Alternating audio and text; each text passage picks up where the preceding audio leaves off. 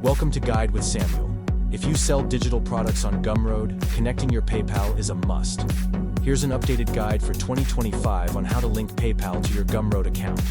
Step 1. Log in to your Gumroad account. Step 2. Click your profile icon and go to Settings. Step 3. Navigate to the Payments tab. Step 4. Under the Connect a Payment Provider section, choose PayPal. Step 5. Click the Connect PayPal button. You'll be redirected to a PayPal login screen. Step 6. Log into your PayPal business account. This step requires a business PayPal, not personal. Step 7. Approve permissions and grant access to Gumroad. Step 8.